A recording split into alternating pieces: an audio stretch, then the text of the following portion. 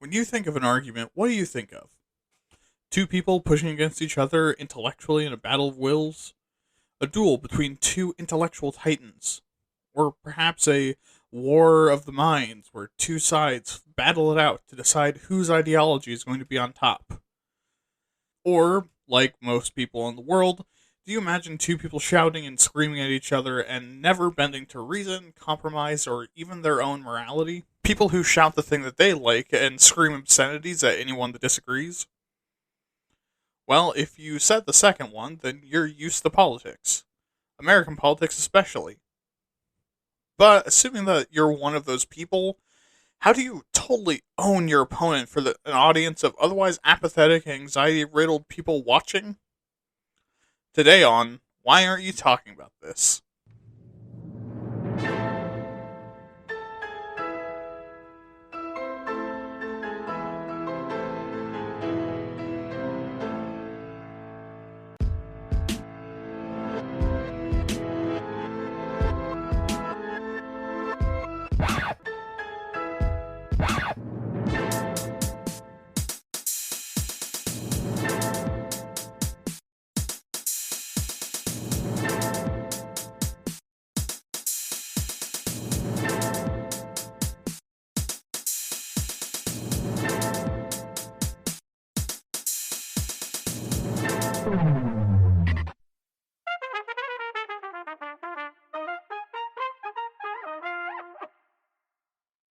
Hello, everyone, and welcome to another episode of Waytat. I'm your host, William, and I will be your fallacious guide through the land of falsehoods and fallacies today.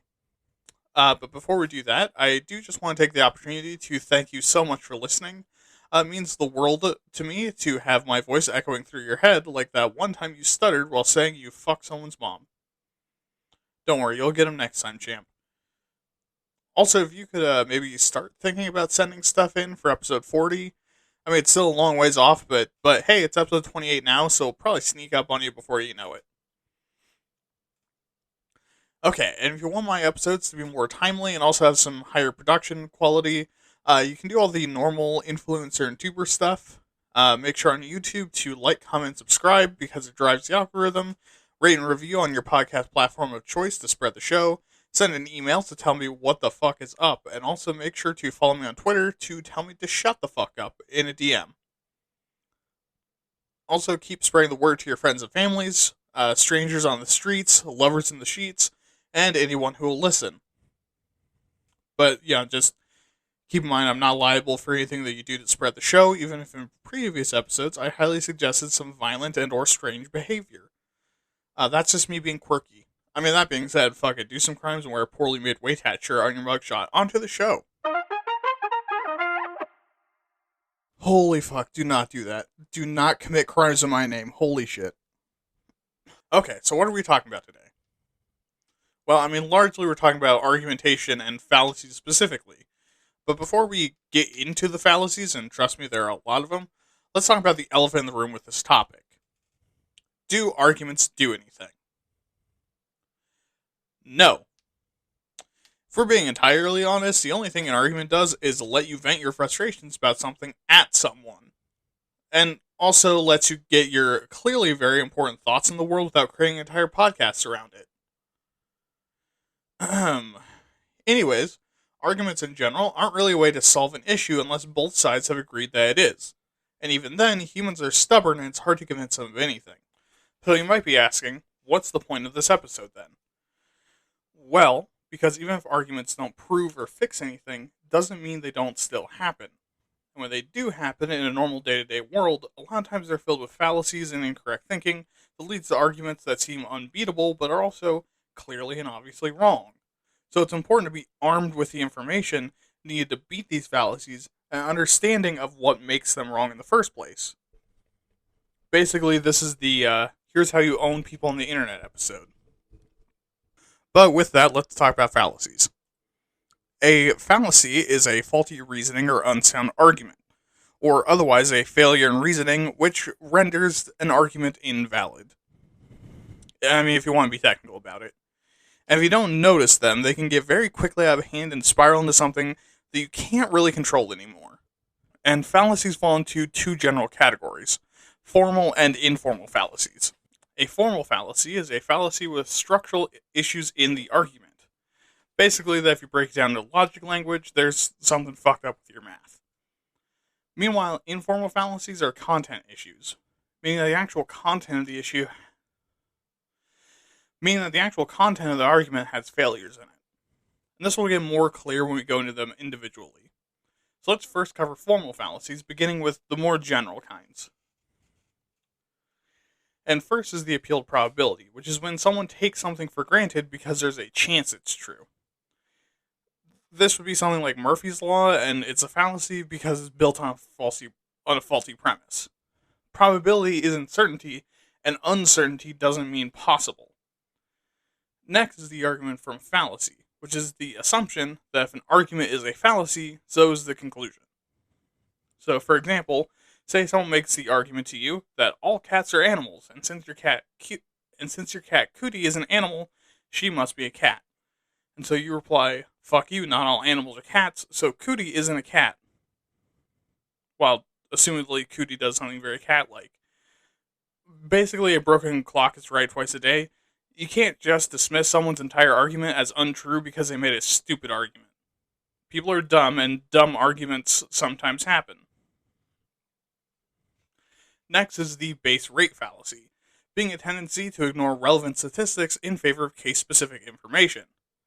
Or in other terms, you ignore that your company's been increasing in value about 21% per year, which is really fucking good, for about a decade, extremely fucking good, and see the 5% drop this year as a sign to open the golden parachute and burn it down on your way out. And this is a fallacy because, unlike in war games and role-playing games, specific doesn't trump general. There's also the conjunction fallacy, where you have the assumption that an outcome simultaneously There's also the conjunction fallacy, where you have the assumption that an outcome simultaneously satisfying multiple conditions is more probable than an outcome satisfying a single one of them. So, for example, if you make up a woman named Linda, who is a 30-year-old, single, outspoken, and highly intelligent woman with a philosophy degree, I know, control your boners, who cares about discrimination and social justice, and routinely attends protests. So now that we have this woman made up, let me ask you, what's more likely, that she's a bank teller or that she's a feminist bank teller? I can't hear you, but most people would say the latter, which by definition isn't true, because the odds of being a feminist are a certain percentage, and being a bank teller is a certain percentage. So being both is lower odds than being one of them. But the reason why this is a fallacy is literally that. Combining two odds is always a lower chance. Then there's the non sequitur fallacy, where the conclusion doesn't follow the premise. And this is your classic, like, Chewbacca defense. Two random thoughts next to each other, presented like they mean anything. And then finally is the masked man policy, which is a substitution of identical designators in a true statement that can lead to a false one. So, for example, do you know this masked man? And obviously, because it's an eyes wide shut orgy, you have no idea who it is, and the person asking replies, wow, I'm surprised you don't know your own father. Also, assumedly the orgy stops, but the reason why this is a fallacy is that even though two different labels exist for the same thing, it doesn't mean you're allowed to change them at will, because every label has a subjective difference between them, and changing them up can make statements more inaccurate than they were before. Next are the formal propositional fallacies. The first is the affirming a disjunct fallacy, which is concluding that one option must be false because the other one is true. For example, evolution has to either be a theory or a fact. Since it's a theory, it's not a fact. And this is a fallacy because two things can be true at the same time. Unless you specifically define things as exclusive, things are rarely either or in the real world. There's also the affirming the consequent, which is that the proposition must be true because the conclusion is true. Which would be something like, well, if the Bible is true, then Jerusalem is real. Since we can go to Jerusalem, the Bible must be real. And this fails to recognize that not all Y are X and not all X are Y. And just because you can make shit up about why a fact is real, doesn't make the shit you just made up real. There's also like denying the antecedent, which is which is that the conclusion has to be false because the proposition is false. For example, only dogs bark, and therefore, if it doesn't bark, it's not a dog. And again, just because you said something dumb and stupid and wrong, and you always do this, and god damn it, Jeremy, you're ruining Christmas again, this doesn't mean you're entirely wrong.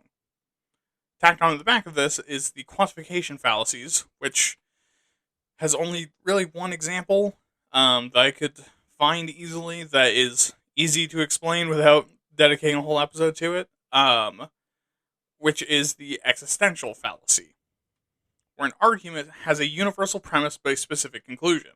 For example, all trespassers will be prosecuted, so therefore, some of the people being prosecuted have to be trespassers.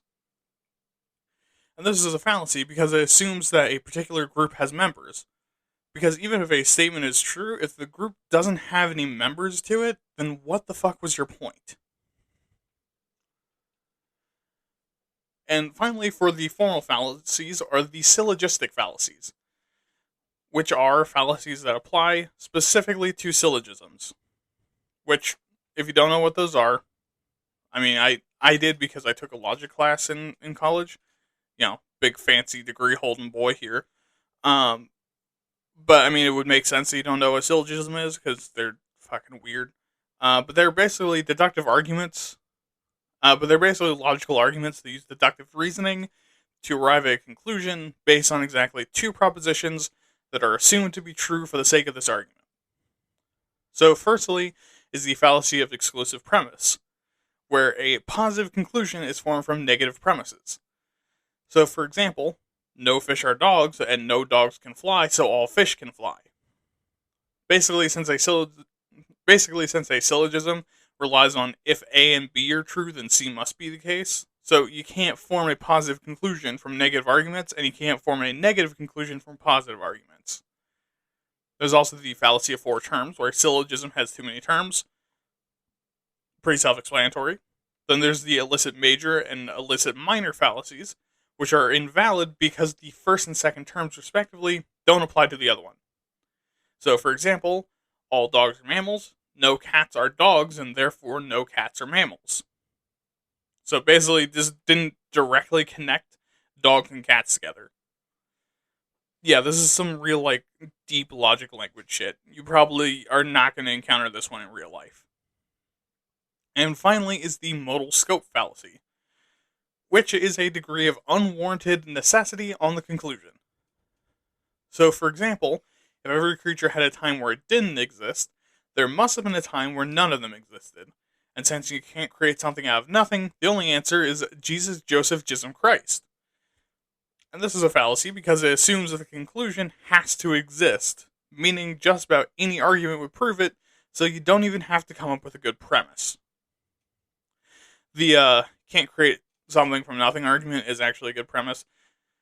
This is me going off on a tangent a little bit, but there are different theories on it. People who have more, faith brain, they're faith-pilled, view it as, a sign of divinity. People who are science-brained, and science-pilled, based in science-pilled, they will say that it's evidence that the universe, expands and collapses over and over again. Which is a fucking wild thought that this is not the first time a universe has been created. And will also not be the last. Anyways, that's it for the formal fallacies. And as you can hopefully see, they are mostly built on logic language, logic problems, and formalized debate and academic logic equations.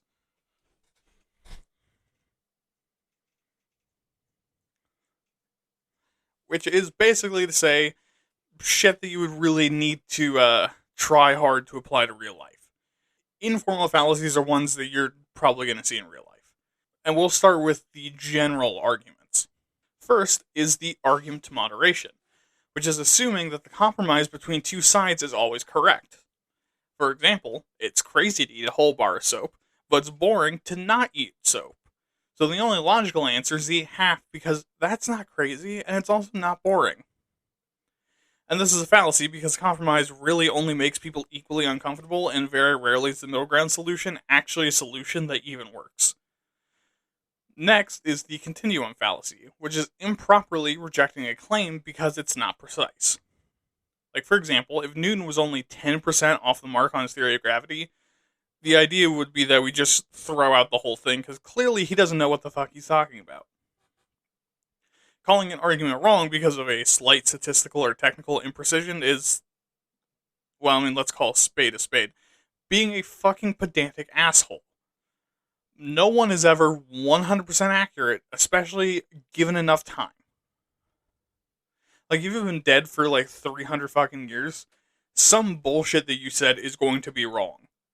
Like, at some point in your life. Doesn't mean that everything you said was wrong. And Jesus Christ. Anyways, next is the suppressed correlative, which is redefining one of the concepts in the argument so that the alternative becomes impossible. For example, I'm thinner than John, so I'm not fat. This is a fallacy because, just because John is 450 pounds of all mean, no lean, doesn't mean that someone who weighs less isn't fat. Which means, in comparison, I'd be very thin.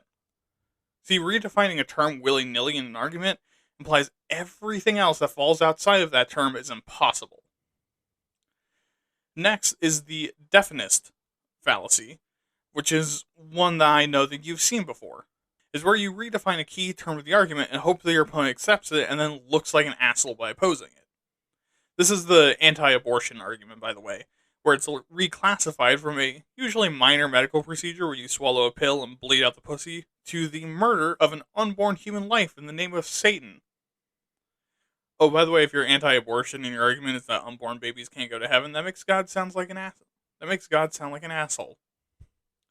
Anyways, this is a fallacy because you're putting words in someone else's mouth. Then there's the divine fallacy, where you argue something is so strange or amazing, or where you argue that something is so strange or amazing that supernatural, divine, or alien hands must have made it. This is like arguing that the pyramids were built by aliens. And this is a fallacy because you're basically implying not only do humans suck shit, but you're also creating a position without an argument. If it's aliens, there's nothing to defend because every argument is vague bullshit about aliens. Then there's double counting, where you account for the same group or event multiple times in the same probability, which results in overblown results. Like if you roll 2d6 and ask how likely it is for a 5 to show up on any die face, you may think 1/3, but actually 11/36 because a 5 pair is already counted. I know that sounds pedantic, but this is a fallacy because it either intentionally or accidentally oversells the impact or importance of something. And with the case of the 5s example, it's actually underselling the importance of it. Next is equivocation, which is using a term with more than one meaning without stating the intended meaning. And this general category includes ambiguous middle terms, definitional retreat, the fallacy of accent, and persuasive definition. But more generally, an example would be that since man is rational and no woman is a man, then no woman is rational, which is both sexist and binary to those of you who care, and annoyingly pedantic to those of you that don't. Either way, this person would get curb stomped. And this is a fallacy literally because this is not how language works. Now, another example of the equivocation fallacy that I'm going to give you is the Mott and Bailey fallacy, where you argue a controversial position, your Bailey, but then when someone pressures you, you act like you're really advocating for the modest position, or the Mott. So, for example, morality is a social construct. That's the Mott. Therefore, I should be allowed to hunt homeless people with a crossbow because my morality is based on what brings me endorphins. Which is the Bailey. And if it's not apparent, this is a fallacy because it's conflating two similar but starkly different positions as the same thing. Like, sure, morality is relative. That does not mean that gives you permission to shoot people with a fucking crossbow. This also happens a lot online in the opposite direction, including an entire brand of memes where people take someone's argument and assume it's a Mott and that they're hiding their Bailey. My favorite one on just pure ridiculousness is one where the Ma is, we think the government's oppressive, and the Bailey is, we want to kill white people. If that doesn't tell you who exactly the poster is, I don't think anything will. Anyways, next is the ecological fallacy, where you infer the nature of an entity based on statistics collected from a group in which the entity belongs. Which sounds complicated because it is, but the examples aren't. For example, if you live in a neighborhood with high crime rate, you're probably a criminal. Do you see where this one gets really racist really fast? And obviously it's a fallacy because someone part of a group doesn't mean they're part of every group that their group overlaps with. That just doesn't make whatever. I was gonna explain why that doesn't make sense, but you're smart, you know. You chose to listen to this episode. I assume that that you're able to critically think a little bit. The etymological fallacy is assuming that the original meaning of a word or phrase is necessarily the same or similar to its current usage. Like saying that there's a villain in your orchard.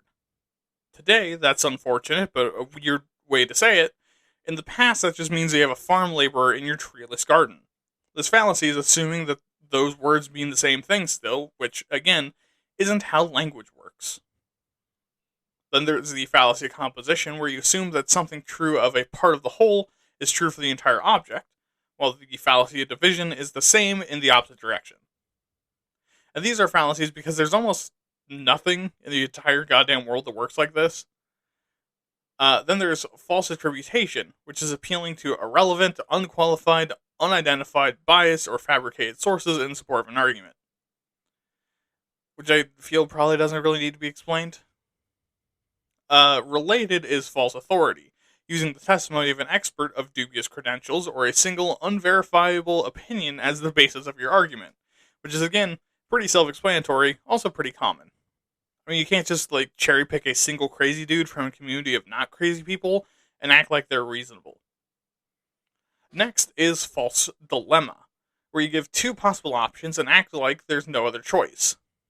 Like saying that if we don't make pizza rolls tonight, then you're going to starve to death. There's literally always another option, and if you live in a first world country, most likely you're not going to starve to death tonight if you don't get your pizza rolls.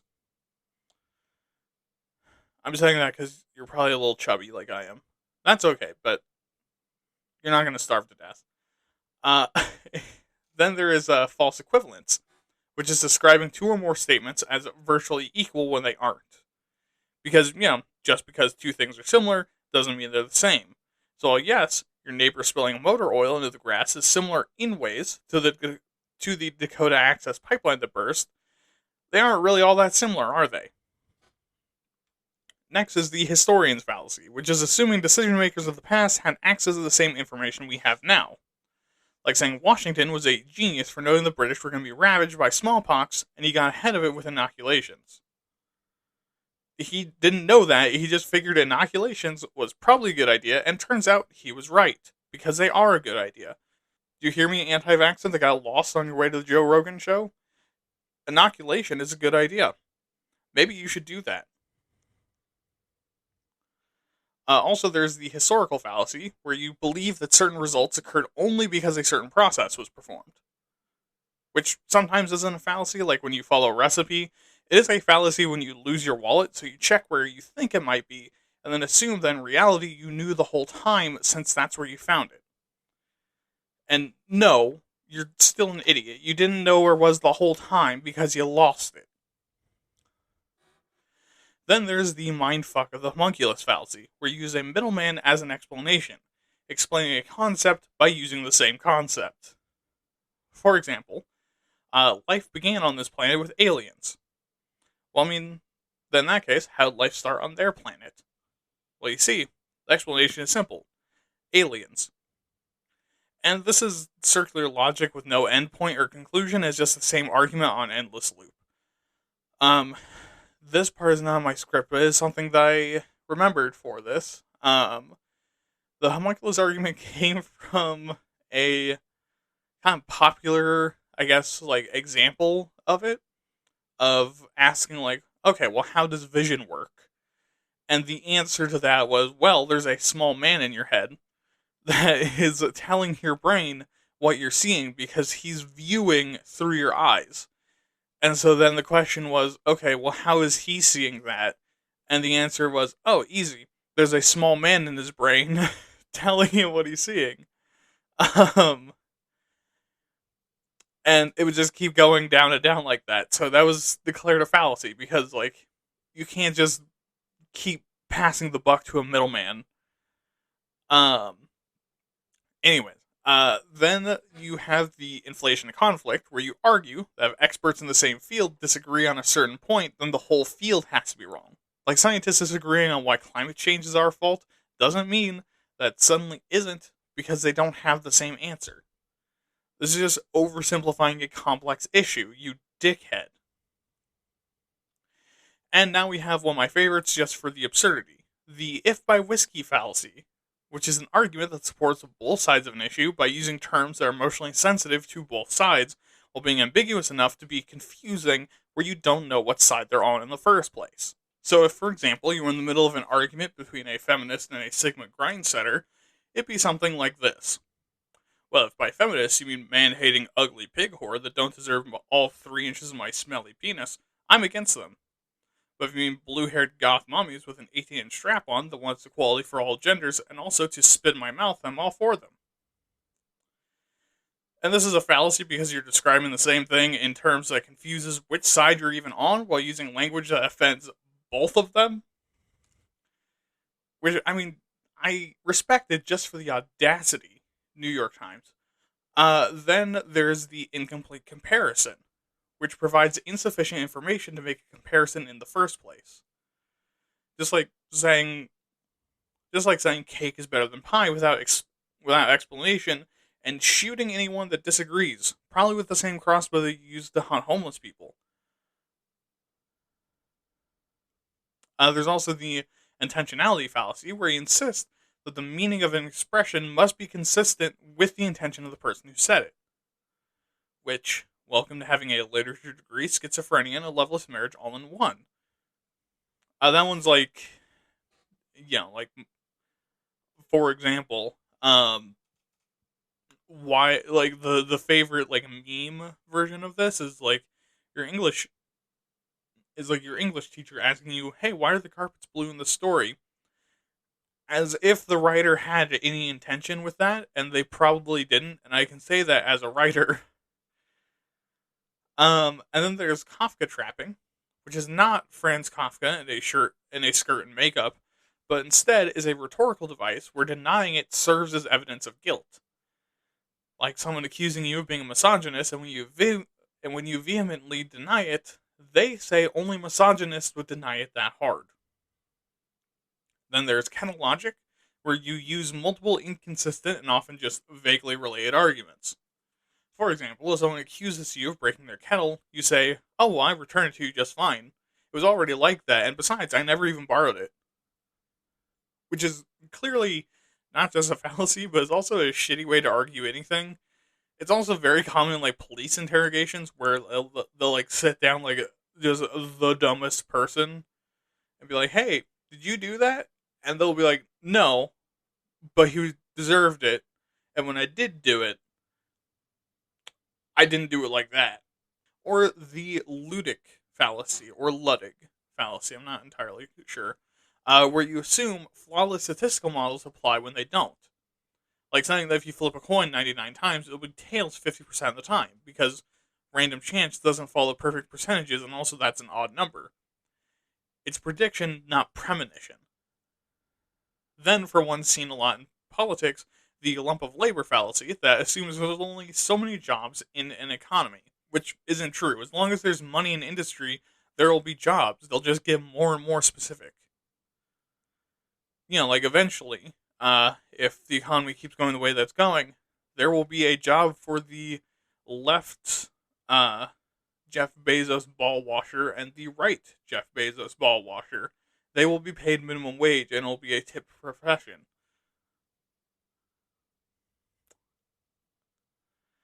Then you have the McNamara fallacy, where you make an argument using only quantitative measurements without qualitative measurements. Like saying that bringing in refugees from the Middle East increases our odds of dying from a terrorist attack from 3.6 billion to 1 to 3.4 billion to 1, so we shouldn't do that.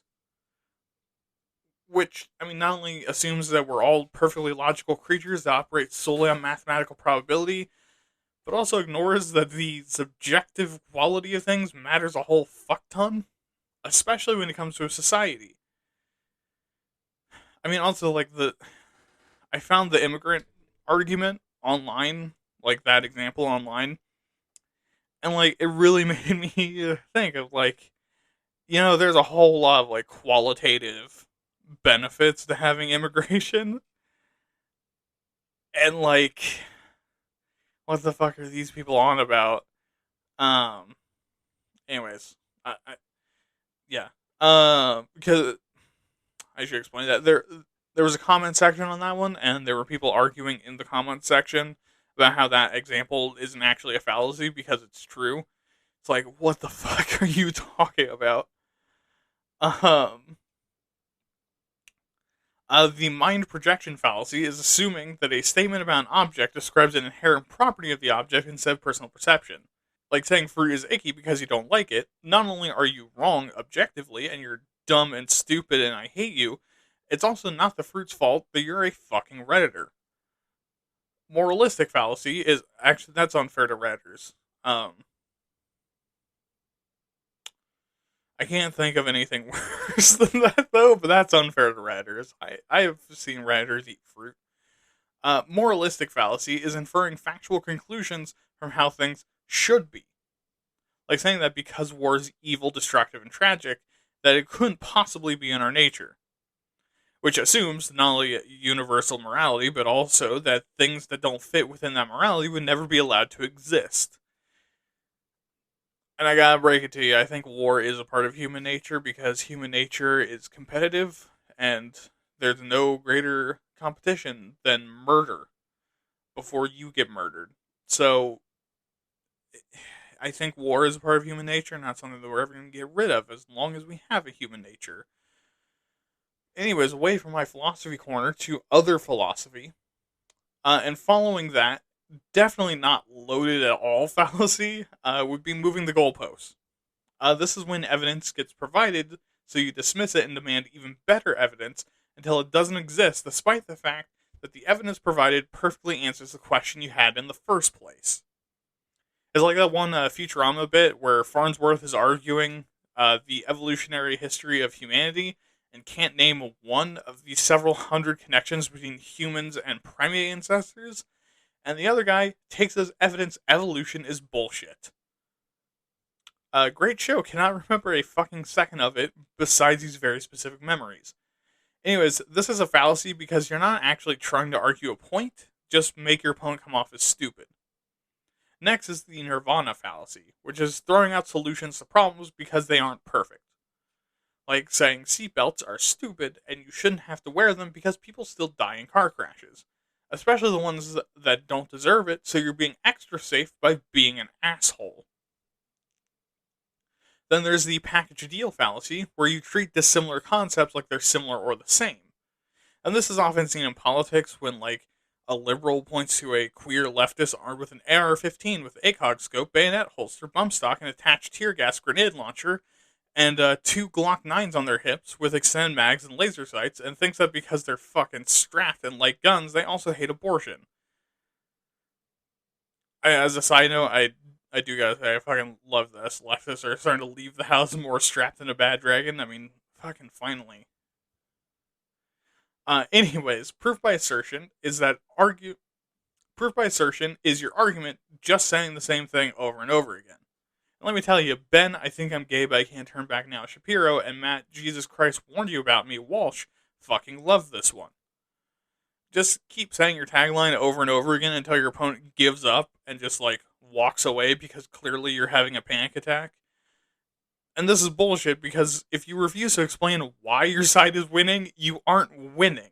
Oh, also this somehow slides across Shapiro and Walsh's desk like a oiled up picture of a teenager. and they want to point out that I'm committing an ad hominem fallacy going after them right now. We're not debating, you fucking nerd. I'm bullying you. There's a difference.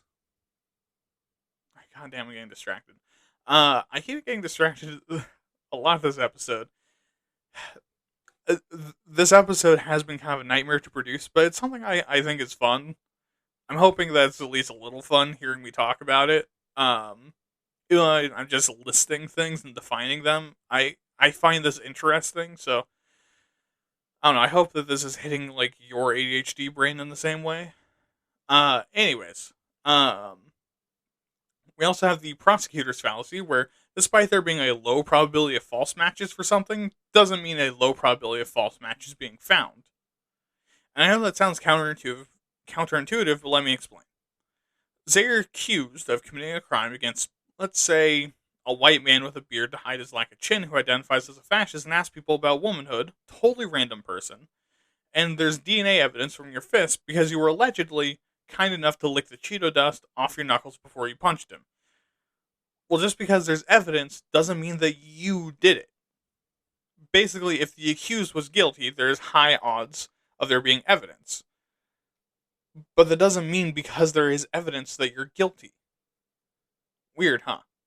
It's basically just the difference between like generalized and specific statistics. There's also proving too much, where an argument results in a conclusion that is way too generalized. For example, you can't be an atheist because you can't disprove God. Because at that point, like, if you're just going to cast such a wide net, you might as well not say anything at all and not argue. Then there's the psychologist fallacy, where an observer presupposes their own objectivity when observing someone else's behavior. Which I'm going to tell you right now, all of us are guilty of that. If you're listening to this episode of this show, you've done that. Because, very much like me, you're a pseudo-intellectual. Kind of related are referential fallacy and reification.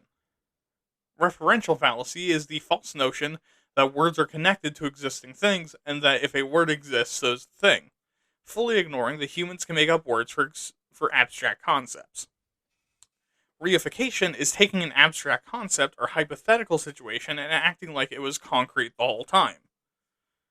Like the idea of defying Mother Nature. Now, I believe in the Great Mother like any other good pagan boy, but I'm not naive enough to think that nature is a literal big-tittied waifu that needs our protection. Nature is an unfathomably large abstract concept in and of itself. And for another pair that are kind of related, we have retrospective determinism and slippery slope. Retrospective determinism is the idea that because an event occurred under particular circumstances, that's how it was always going to play out. Like saying no matter what, if Caesar became emperor, he was going to get the old British treatment. And by that I mean stabbed. Essentially, that just because that's how it went down this time, doesn't mean that those circumstances always lead to that outcome. Slippery slope, meanwhile, is asserting that proposed and relatively small first action will lead to a chain of events resulting in a significant and massively negative event. Because this makes an assumption of not only extremes, but that once you do something, you're locked in and it's only going to go one way. Like how there's actual people with jobs that pay taxes and have kind of functioning brains that think that letting gay people sign a document legally binding their assets, and also doing a ceremony to represent their deeply held romantic and sexual love for each other, will one day lead to people fucking your dog in the street with no consequence. Now, besides really outing Matt Walsh as a dog fucker, this clearly isn't going to happen even if two gay men falling in love makes Ben Shapiro sad wank into his Haagen-Dazs, and the idea of free zoophilia making Matt Walsh come in his undies. And finally, for the general ones, is special pleading, where the arguer attempts to cite something as an exemption to otherwise generally accepted rules without a justifiable reason. And an example of this would be saying like, oh, hemp oil is going to cure your rash, and then when it doesn't, making the excuse that, well, I mean, you gotta have faith in it for it to work, you silly goose. I mean, because if you're peddling as medicine, it needs to follow the rules of how medicine works, and you can't make an exception for this one thing because it's so special. Okay, our next category is improper premise, where I only really have three examples: begging the question, circular reasoning, and the fallacy of many questions. Begging the question is using the conclusion of the argument to support itself in a premise, like saying smoking cigarettes are deadly because they make you dead. You can't prove a point by saying the point. Circular reasoning is when you begin with what you were trying to end on, like saying that the president is a good leader because he leads the US. You can't prove a point by saying something that your conclusion is needed to prove. That doesn't make any fucking sense. And finally is the fallacy of many questions, where you ask someone a question that presupposes something that hasn't been proven. For example, Ben, have you or have you not stopped taking femboy penis in your Benussi? See, that's a fallacy because it's creating a situation where Ben Shapiro is forced to agree with the point that he takes wiener in the butt, even if it's untrue. Which I'm not saying that it is, but I am perhaps implying, just maybe implying that it's true. I mean, have you ever seen him react to like videos of femboys online? It's fucking, it's honestly really funny. If he wasn't such a homophobe, I would feel bad for him. But he's just such a fucking asshole.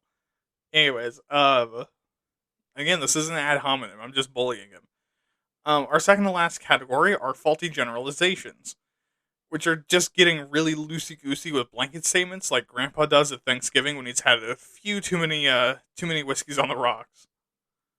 Like the no true Scotsman, where you make a generalization, someone calls you out on it, so you quickly change it to exclude their counterexample. Like saying, well, no true Scotsman puts his dick in an English woman, and then you remember that Angus MacMalcolm, the most Scottish man to ever live, has 7 children with his English wife, so you say that he can't be a true Scotsman. Cherry picking is using individual cases or data to confirm a particular position, ignoring related cases or data. You know, like saying that the Bible hates gay people because it doesn't. You're just cherry picking information to support your bullshit. I will give. I mean, it's been a while since I've read the Tanakh, but I think the Tanakh does hate gay people, but the Bible doesn't. False analogy is when you make a shitty analogy, self-explanatory, or hasty generalization, which is also largely self-explanatory, where you base a broad conclusion on a small sample. Argument from anecdote is when anecdotal evidence is presented as evidence because a single example doesn't prove fuck all. Inductive fallacies are a category of fallacy where a conclusion is drawn from premises that barely support them. Misleading vividness is when you over-describe something to make it seem like it's important. You know, like calling global warming garbage because you tell a story about how your car was icy this morning and it's mid-October. Overwhelming exception is an accurate generalization that has qualifications that are so expansive that what remains is way less impressive than initially it was. And a good example is the Monty Python Life of Brian bit, where they're like in the room talking about like overthrowing the Romans and talking about all the things that they've brought to them. I'm not going to do a British accent, but it's all right. But apart from the sanitation, the medicine, education, wine, public order, irrigation, roads, a fresh water system, and public health, what have the Romans ever done for us? And finally, we have the thought-terminating cliches, which piss me the fuck off. They're commonly used phrases used to end a debate without making a point, like, oh, stop thinking so much, or, oh, here we go again. And this fills me with such rage because it's so fucking patronizing, and it's something I've experienced so many times, usually from the person that started the fight in the first place, being real eager to just end the fight as soon as you start making good points. You know, like someone saying some real racist shit, and then when I come back with some real shit, they go, oh, well, let's just agree to disagree. Like, no, motherfucker, you brought it up, so this is what we're doing now. This is our day now. Sorry, I have problems.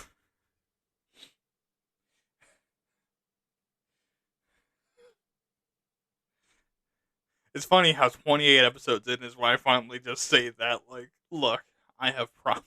As if 28 episodes of this didn't already demonstrate enough that I have problems.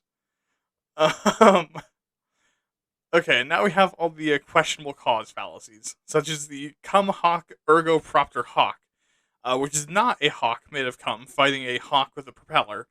Instead, this means with this, therefore, because of this. Also, I only said the Latin for that joke specifically. But this is a faulty assumption that because there's a correlation between two variables, that one of them caused the other one. The fallacy of the single cause, where it's assumed that there's a single, simple cause of an outcome, when in reality there's a ton of options that might have caused the event. Like, my husband's late, which means he's fucking his personal trainer. The furtive fallacy is when outcomes are asserted to have been caused by the malfeasance of decision makers, which is basically say like a conspiracy theory, or it could be, sure, my husband wasn't fucking his personal trainer, but he was still late, so he's trying to make me think that he is. Also, if you have thoughts like that, you might want to get that checked with a psychiatrist, or you're in an actual bad situation, in which case you still want to talk to a psychiatrist about that, and they can help you with options. Go to therapy, you fucking clown.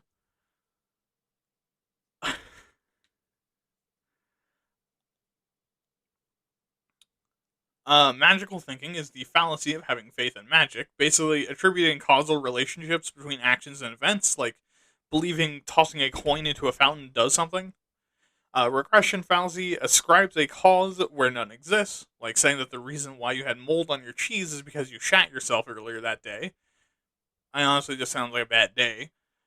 And finally is the gambler's fallacy, which is the belief that separate independent events can affect the likelihood of another random event. Our final category is relevance, where we begin with the appeals. And most of these ones work the same, where you ignore actually trying to have an argument and are instead just saying some bullshit.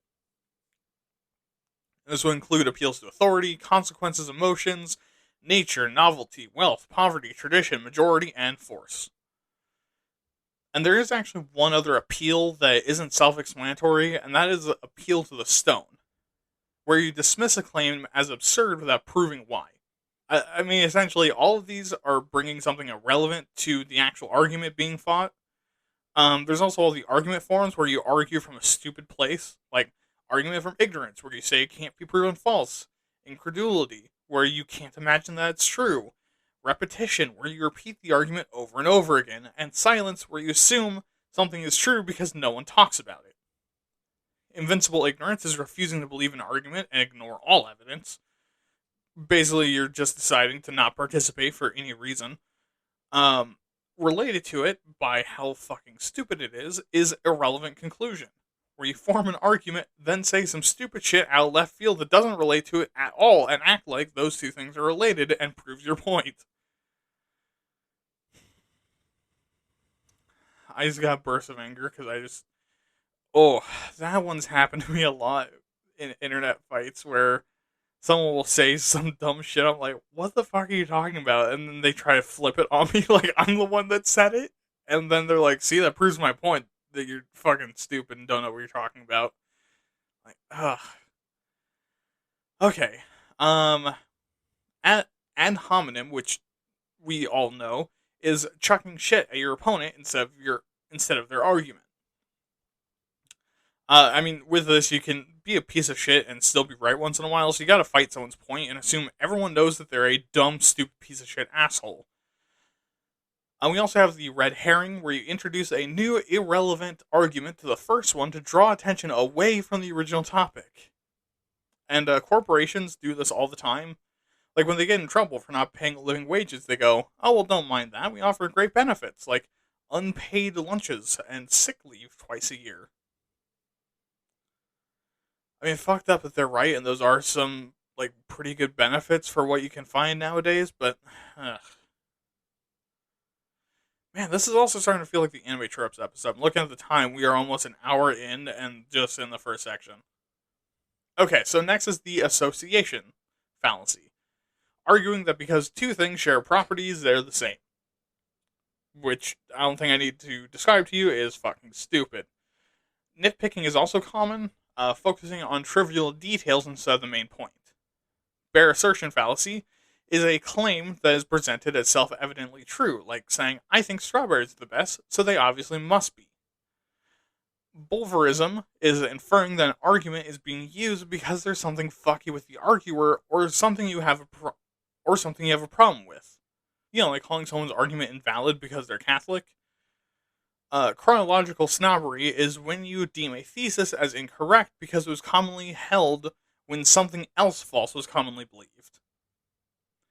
The fallacy of relative privation is dismissing an argument because there's more important things happening, which is stupid because there's always a bigger fish. The genetic fallacy is a conclusion based on someone or something's origin or ethnicity rather than the actual context, like saying the ideas you've dreamed up are invalid. A lot of people have really good ideas while they're high off their balls asleep. I mean, they're asleep when they're asleep. Oh, also, this is another one that gets very racist very fast. In fact, part of the definition is that it's kind of racist. Opinion entitlement is exactly what it sounds.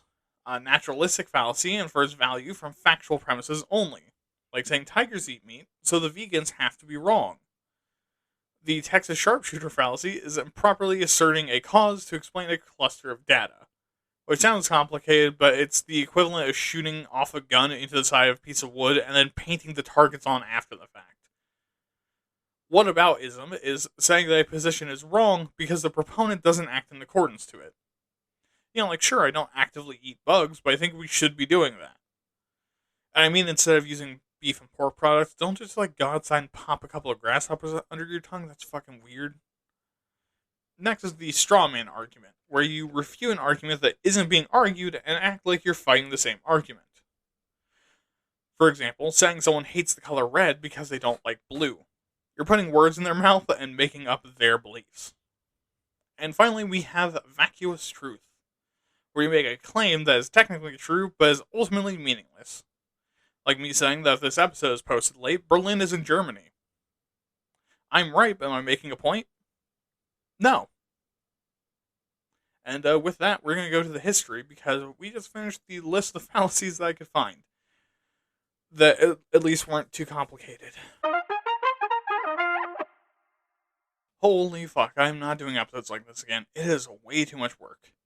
And I feel like they're a little bit boring to listen to. Not necessarily for me to record, but I feel like they're a little bit boring to listen to.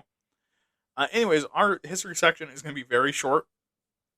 And if you're a philosopher, you might be getting pissy, but remember that we're just going to give like a general overview about fallacies and not the history of philosophy. We also don't really have the time, and it's very difficult to research like specifically like when every single fallacy was invented, because like that's not a big concern of academia. Alright, so we're starting off at the beginning of human intellectualism, at the beginning of human language. And fuck that shit, so instead we're going to the 6th century BC. Or the 2nd century BC. We're not entirely sure when, but the, oh shit. Indian words. Oh no.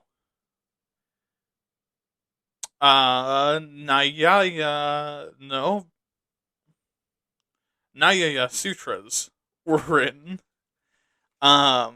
which cataloged a ton of logical fallacies in India. And once again, in addition to me not being able to pronounce words from anywhere east of like, east of like, yeah, I mean, I guess like east of England.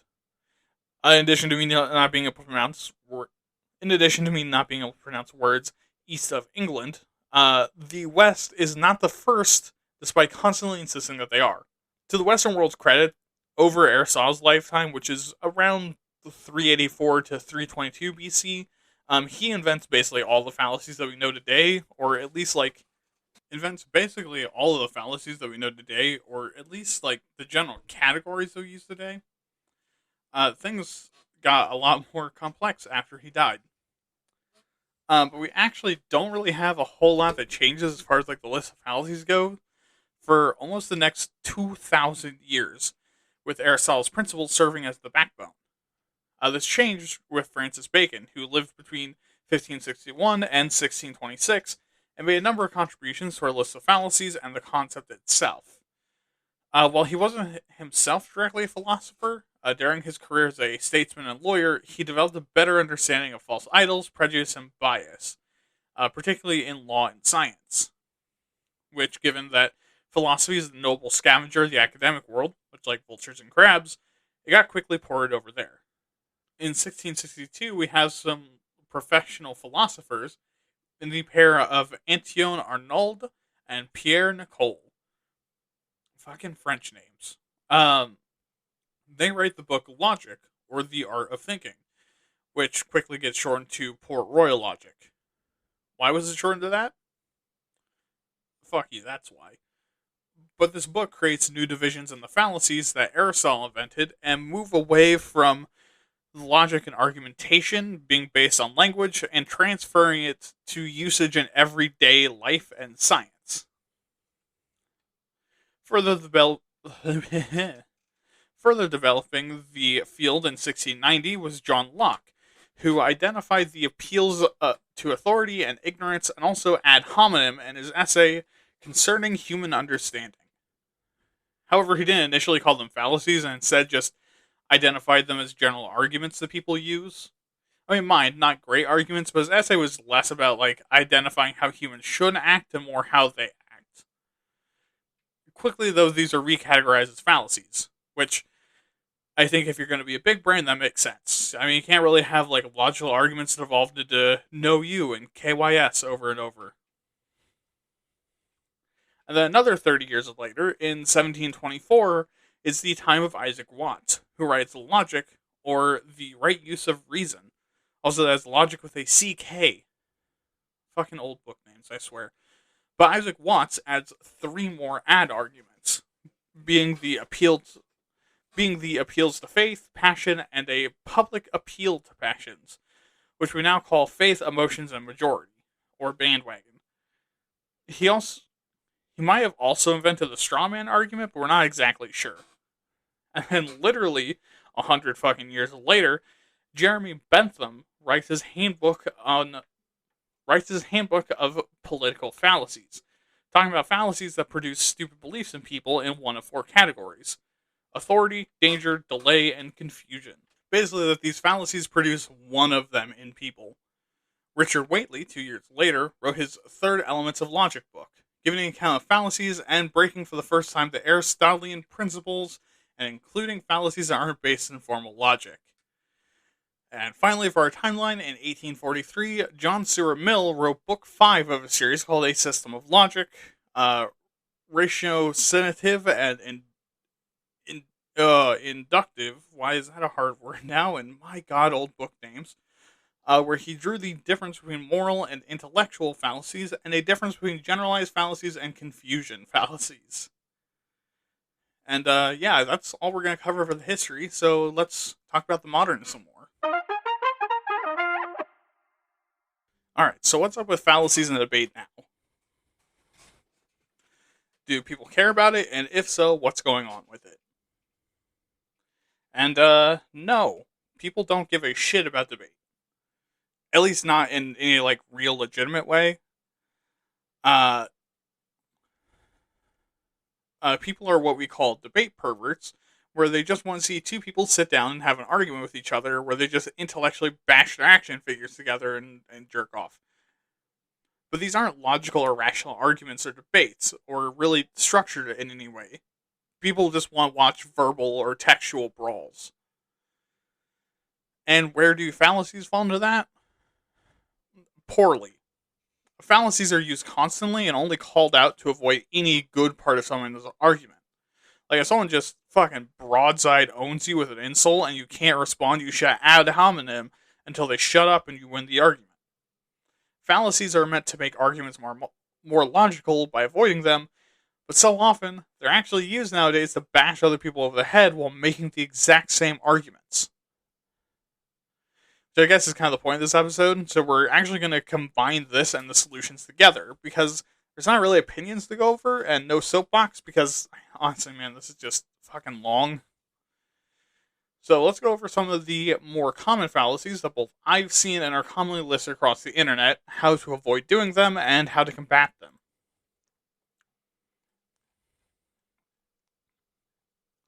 Beginning with the strawman fallacy. If you don't remember this one, it's basically making an argument up and then acting like that's the argument your opponent is making.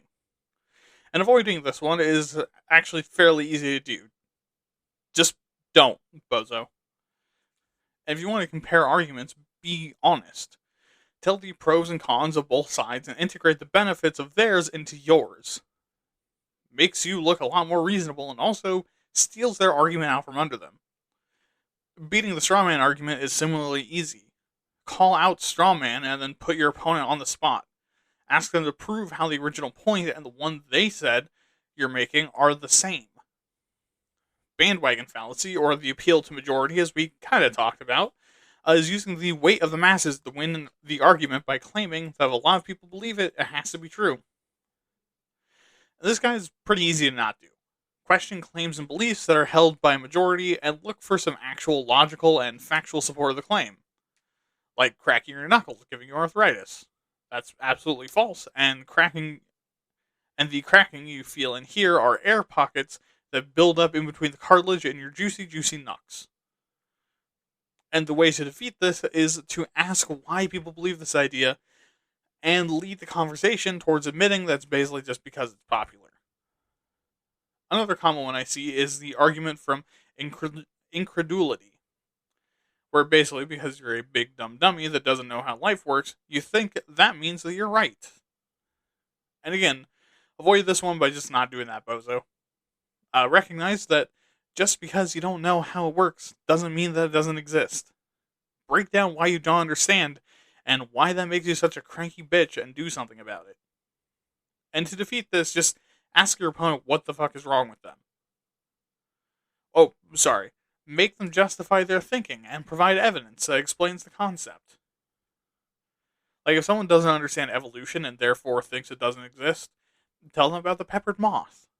This moth species, within one human being's lifetime, adapted to a new environment, going from white to black to blend into urban sprawl, and that when enough of these adaptations happen, a creature evolves, because it's different from what you started with over multiple generations, and the old animal has probably died off. Ad hominem, perhaps the single most common on internet fights, is actually very easy to both fight and avoid. Again, just don't, fuckface. Make sure to sling shit at their argument and not them. Because you know what's more embarrassing for a debate pervert than being insulted? Getting their argument absolutely cumstered and dumpstered by someone that they think is inferior to them. But if someone starts attacking you personally, you really have 4 options. 1, you can acknowledge it and move on. 2, you can just ignore it. 3, use your own ad hominem that's better than theirs and get back to the argument. You know, like for example, if they say they fuck your mom because you're rocking their shit in the gay rights argument, you can reply with, I don't know why you're bringing up my mom's disappointing sex life, but much like her, gay people also deserve to have subpar dick and privacy. And 4th, turn it back on them and make them explain how it's relevant to the conversation. The first two are refusing to take them seriously by implying that they suck such shit at insults that you're not even going to waste time to clap back, while the third fucking owns them, and the last one focuses on the debate itself, where you treat them seriously. And which one to use largely is going to depend on the kind of argument that you're having. The appeal to pity, or in other terms, don't make good points, I'll cry, is one that I see more often in my personal life. And the best way to avoid this one is to just not use it. Well, someone has a tiny penis. I don't know if it's going to pick up in the audio, but someone's revving their truck. Because think, who is an appeal to pity going to work best against? Man, someone really, really has a tiny penis. People who either don't want to hurt you or are real bleeding hearts that care about people and don't want to see anyone upset. So not me. Which in the first case will cause some major resentment as you throw their love for you in their face, and in the second adds yet one more straw to the camel's back before they become an asshole like I am. Defeating an appeal to pity will almost always make you look heartless, and ask the person to explain why, especially if you care about them, or fuck it, you can gaslight them and say that you don't care, but they don't have to act like this to get your attention. Uh, not even for legal reasons, for moral reasons, don't fucking just do that out of nowhere. Like, this has to be like, there's some mutual problems going on, and for whatever reason, you just haven't decided, like, well, fuck it, I'm done with this.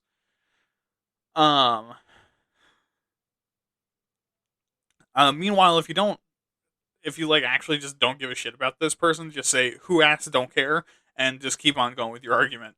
Even if it's something that like really makes you look heartless, like no one asked, I don't care, fuck off. The appeal to authority, you're saying, well, Sam Jackson likes it, so it has to be good, is again easy to avoid. Most of these are actually pretty easy to avoid. Just don't rely on the testimony of other people as much as possible, and instead rely on original fact and data. Because, like we said in the science episode, it's people that makes things weird. Data is just information. And the best way to beat it is to just question the credentials of the authority figure they're using and why they chose to bring them up. I mean, what makes acclaimed astrophysicist Neil deGrasse Tyson relevant to this conversation about abortion? Is he a medical expert, or is he just a STEM lord? Is he speaking sincerely? Because, like, look, I like Neil as much as the next guy, but come on, man. I don't make any kind of assertions about astrophysics. How about you? We need to stay to our training. I'll stick to English literature and politics because that's what I'm good at. And I'm a humanities brain. I think the STEM brains should probably not comment too much on, like, social issues because they tend to not. They really tend to step on toes by accident and then they double down. Anyways, equivocation. And I mean, that was a long time ago, about an hour ago. But this is the one using a term in an argument with multiple meanings without saying which one you're using, so you can switch it up on whoever. So you can switch it up whenever that's convenient for you. Also, fuck you if you do this. Avoid this by, firstly, not being a piece of shit, but also by being precise in your language and examining your arguments to make sure that they make sense with your precise language. Make sure you know what the fuck you're talking about before you talk about it. And the best way to beat it is ask for clarification, especially on slogans and buzzwords, because once you force someone to do that, they're going to realize that they're not saying anything and be embarrassed. Next is the Comhawk, which is seeing a correlation between two variables and thinking one caused the other. For this, make sure you're taking coincidences into account and that there's other variables involved. And if someone is using the Comhawk, first tell Matt to put the bird down and zip his pants up, but also do the same thing as avoiding, except aimed at the other person. Arguing from anecdote is another personal pet peeve and something I've encountered a fuck ton of times and hate it because it feels unbeatable. Luckily, I got you. So the best way to beat this is to critically analyze the anecdote, provide counter anecdotes since that's the kind of bullshit they're on, and give them actual evidence. Now, for avoiding it yourself, remember that anecdotes are never evidence. Only use them alongside evidence being given and avoid false equivalence. And finally, before we end the episode, is the slippery slope. And again, don't use this one. But if you're going to, ask yourself if each link in the chain is valid and if every part of it is true and evidence supported. If a link isn't supported, then you can't really say the chain of events makes sense. Now, to defeat this, point out the distance between the start and end of the chain, and remind them that we're not fucking machines. I mean, we might be fucking machines soon, but we're not. We're also fucking machines. But we're not machines, with the word fucking for emphasis. Humans can turn back at any time, and if not undo a mistake, at least stop making the mistake. But with that, let's end the show. Wow, long episode. Holy shit. Man, I'm really not going to do these long episodes anymore. It's quite the workload. Anyways, if you have opinions, advice on how to make the show better, fallacies I missed, defenses of your favorite Dairy Wire, defenses of your favorite Daily Wire cheese dicks, And really, anything else you want to tell me, make sure to email me at waytatpods@gmail.com. That's waytatpods@gmail.com. Also, remember to check out my other podcast, Waytat Nerd, where I do basically the same thing, but with nerd topics like fantasy, sci-fi, role-playing games, etc., where I hope you like the topics just as much. Also, remember to follow me on Twitter at waytat_pods for more episode announcements. Have a good night. Don't murder. Have fun. And remember, philosophy is made up, and the rules don't matter. This has been Why Are You Talking About This? I've been your host, William. Good night. One more dig at the philosophy people, huh?